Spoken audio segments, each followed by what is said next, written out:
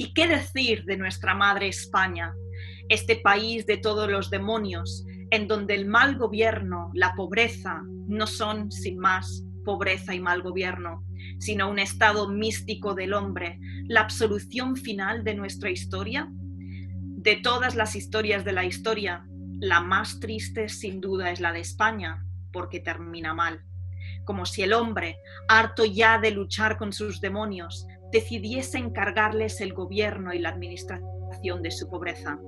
Nuestra famosa inmemorial pobreza, cuyo origen se pierde en las historias que dicen que no es culpa del gobierno, sino terrible maldición de España.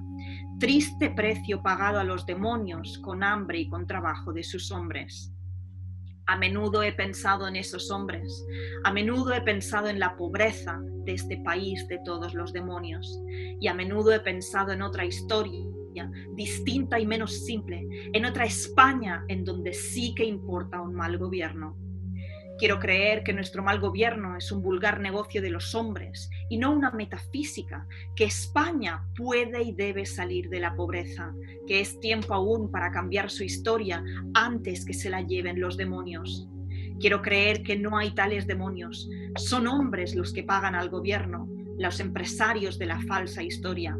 Son ellos quienes han vendido al hombre, los que le han vertido a la pobreza y secuestrado la salud de España.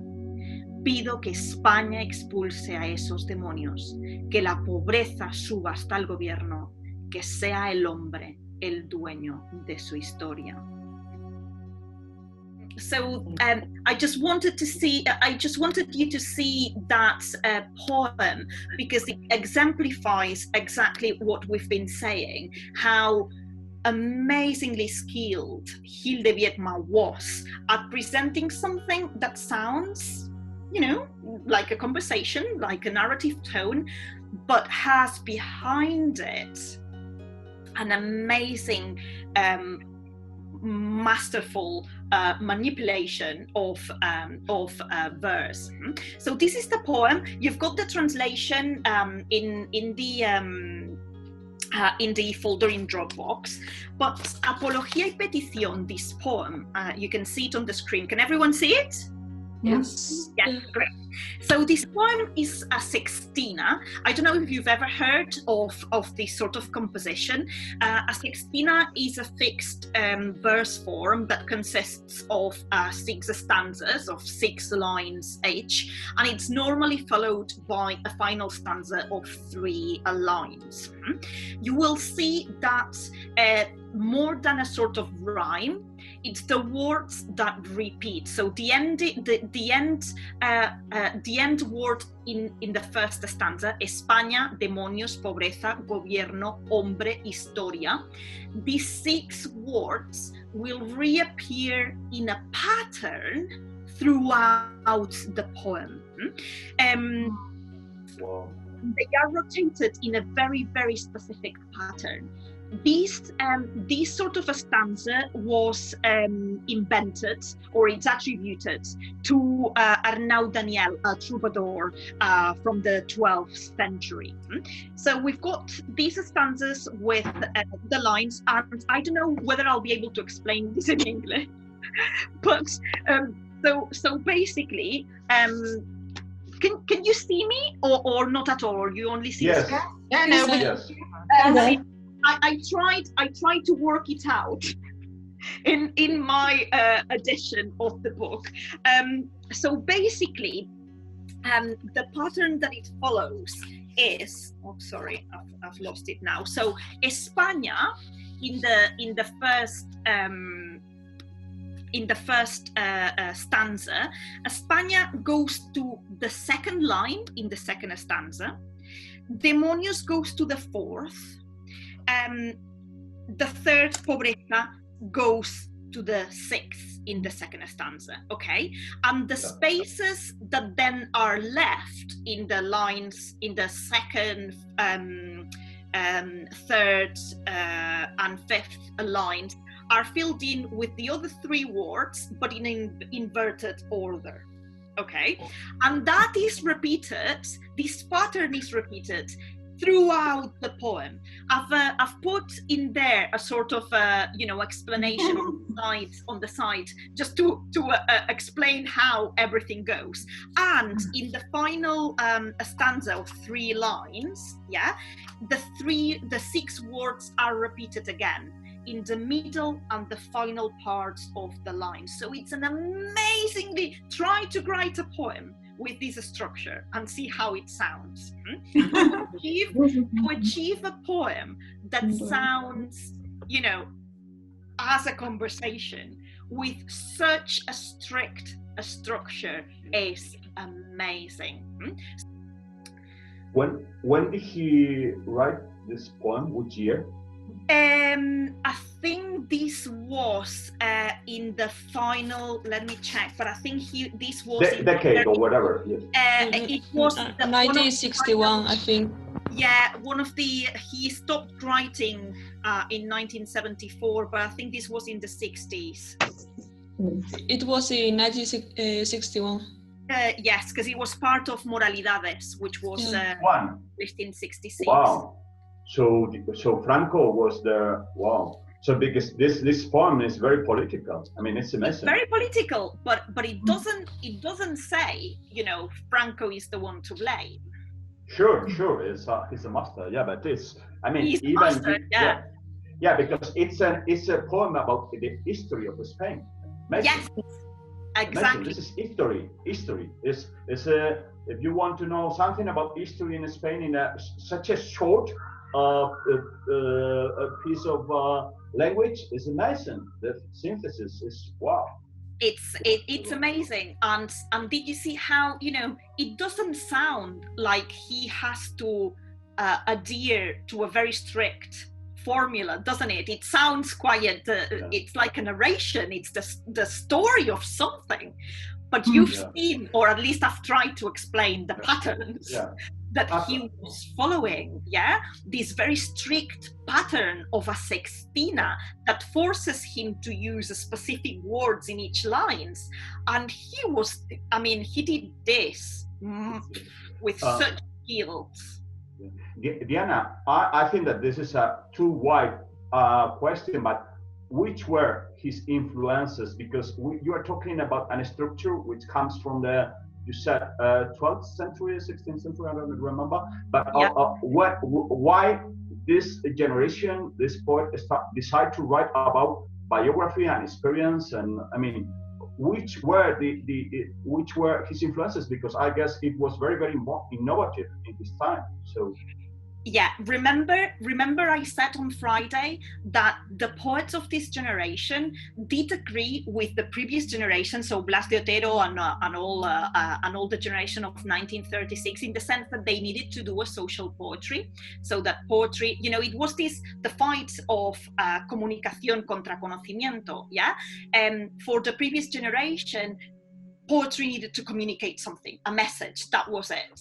For the writers of the 1950s, they wanted to do a social poetry, a political poetry, but do it properly. So looking at the literary tradition, doing something that wouldn't reach poetry, that would bring it to a different level.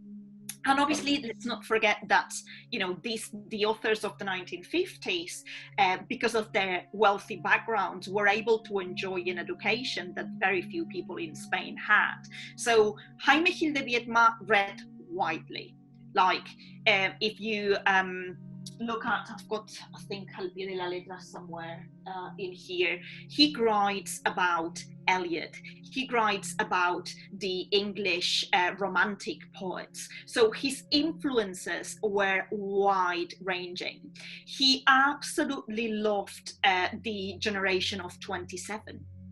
So we will read on Wednesday Luis Cernuda, and Gil de Biedma says that very few people other than Luis Cernuda have influenced his poetry so much. So I don't think that Jaime Gil de Biedma had only, 1 or 2 or 3 influences. I think that and obviously, he received a fantastic education Yeah, he spoke different languages. He spoke English like a native speaker. He could also speak French, Italian. Like he obviously he was able to enjoy a very wide-ranging education, and that means that, you know, his poetry can achieve a little bit more in the strictly literary sense, if that makes sense. What did you think about this poem? Because obviously, you know, it's again the title, an elegy and a petición. I didn't even know how to translate petición, yeah? Because it's like, it's not just, how would you translate it in English? It's not asking for something. It's almost as almost pleading or demanding, or how would you translate it? Yeah, plea. What? It could be a plea, not a request, or just he's pleading for that to happen. He's nearly begging. Mm-hmm. And again, you know, we don't know who he's addressing. You know, who is he? Who is he asking in this rhetorical question? But yeah, Miguel, more than begging, I think that this is a sort of manifesto as well. Yeah, I agree. It's a statement that a new Spain should come. It's not begging. He's almost it's a declaration that okay, new Spain now. In fact, this poem is very, very, very used in political speeches, especially the part of all among the story, the histories of history. No doubt, the saddest is no doubt the Spanish one, because it always ends badly. Yeah, that's very, very used by many politicians in Spain, really, and it will be used forever. Really. Sadly, this poem really stands today. You know, we could be reading this poem still today. And it's true. So those lines, de todas las historias de la historia, la más triste sin duda es la de España. Loads of people know these lines. They might not know. It's from those are lines by Jaime de Biedma and this poem Apología y Petición, but they know them. Yes, it's they are some of them his most well-known lines. But again, related to what Catherine and your group had said, that, you know, he uses this. He's never blaming anyone. How he uses the impersonal. Se decía, we saw in the other poem. In here, he's not attaching blame really to. Well, he does say, you know, los demonios, but other than that, we don't know. And these demonios have existed throughout history. Yeah, la inmemorial, he says. Yes, inmemorial pobreza. So this has been going on for centuries. How do you interpret this poem? As a veiled criticism, a very obvious criticism, as a manifesto, as, you know, a very I don't know, sad poem? What sad? No, I don't think, because the last part of the poem is if you write a sort of manifesto. Of course, in general, it has a critical tone. But the second part of the poem, you've got hope. If you are able to write a sort of manifesto that you think that is worth writing it. So everything changes when he starts saying "quiero creer." Is that when things? Yes, it's a very proud poem, I think. You know, it wants Spain to be strong and not held back by all these difficult social issues.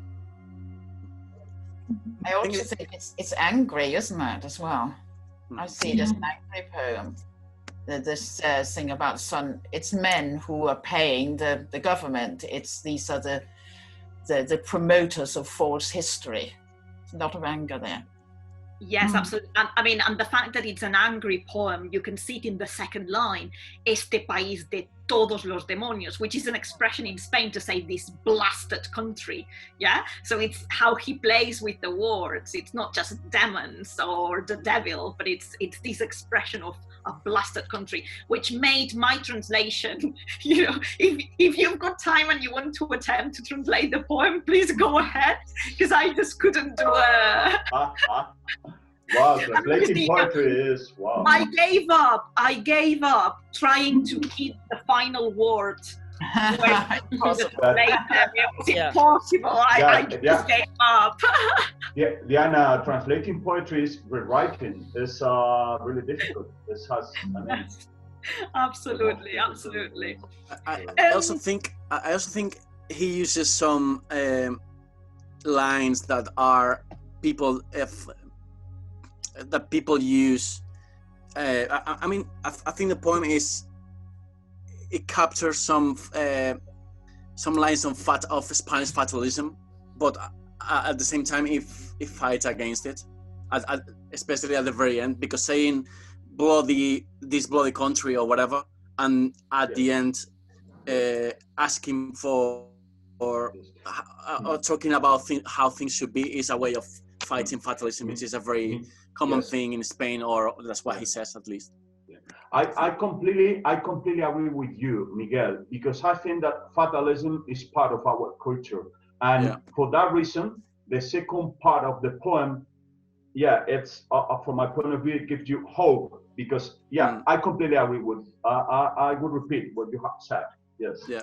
And using expressions like "este país de todos los demonios" is, that's a very fatalistic line to use. Yes, you can hear it nowadays. It's part of our culture. So I think he's using it with all the purpose of, he knows what kind of people use that line, and he's using it at the same time. So he's also being, he doesn't totally mean it. He is fighting against it at the same time, I think. Perhaps there is a distance.